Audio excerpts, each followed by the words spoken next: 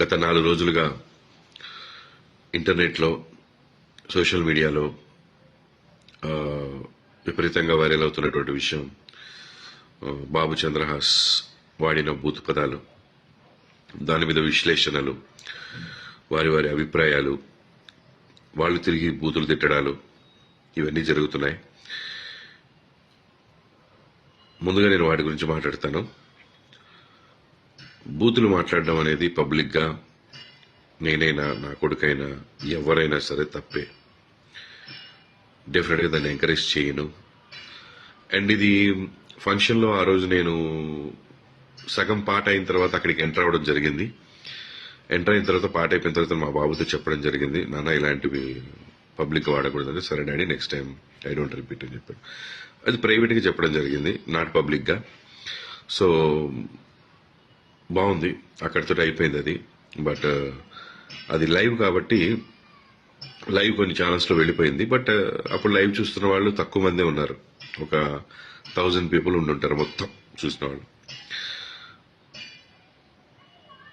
దాన్ని ముక్కగా కట్ చేసి మిగతా వాళ్ళు కెమెరాల ముందుకొచ్చి ఇది వినండి అని చెప్పి వినిపించారు.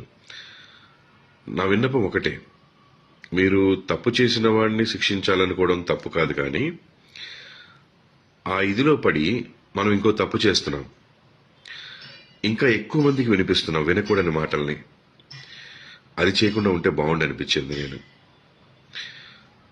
ఓకే, మనం బాధ్యతగా ప్రవర్తించాలి అని అనుకున్నప్పుడు సమాజం పట్ల ఎక్కువ మందికి ఇది వినకూడదు, ఎక్కువ మంది ఇది వింటే పాడవుతారని ఫీల్ అవుతున్నప్పుడు దాన్ని తీసుకొచ్చి మళ్ళీ మనం వీడియో ముందు వినిపించడం అనేది అవసరం లేదు.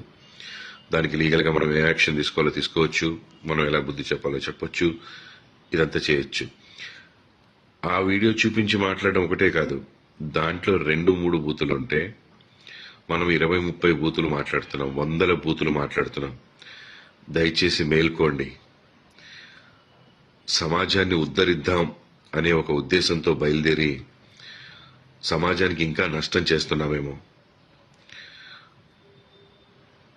అది ఆలోచించండి. అండ్ ముఖ్యంగా అక్కడ నా భార్య కానీ నా కూతురు కానీ లేరు, వాళ్ళు చెన్నై షూటింగ్లో ఉన్నారు.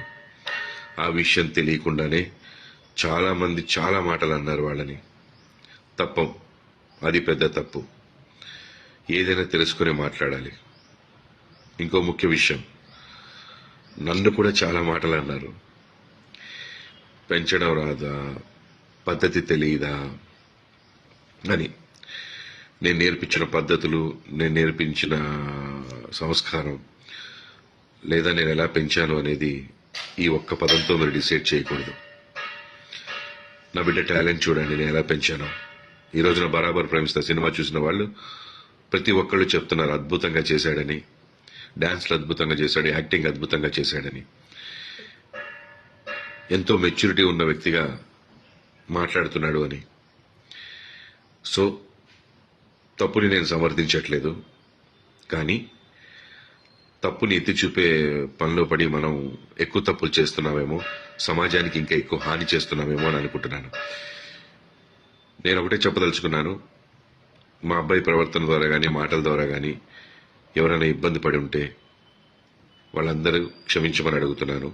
ప్లస్ ఆ రోజు ఆ ఫంక్షన్కి నా మీద ప్రేమతో వచ్చినటువంటి జేడి చక్రవర్తి అన్న, ఆది సాయి కుమార్ గారు, జేఎన్సీ పరాంజీ గారు, వీళ్ళందరూ కూడా నన్ను మన్నించమని నేను కోరుకుంటున్నాను.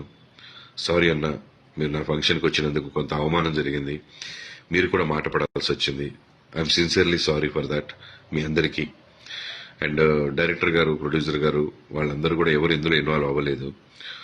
సో ప్లీజ్ మాట్లాడేవాళ్ళు అన్ని విషయాలు తెలుసుకొని మాట్లాడండి.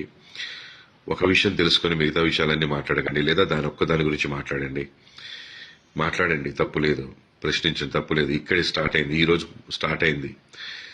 ఇకపైన ఎక్కడ మనకి బూతులు వినపడకూడదు. దాంట్లో నేను కూడా మీతో తోడుగా ఉంటాను. తప్పకుండా మనందరం ఫైట్ చేద్దాం, ఇకపైన బూతులు లేకుండా. బరాబర్ ప్రేమిస్తా సినిమా చాలా బాగుందని ప్రజలు చెప్తున్నారు.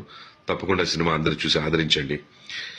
నా బిడ్డ తప్పుని ఎంచారు, వాడి టాలెంట్ను కూడా ఒకసారి చూడండి, చూసి మీ అభిప్రాయం చెప్పండి.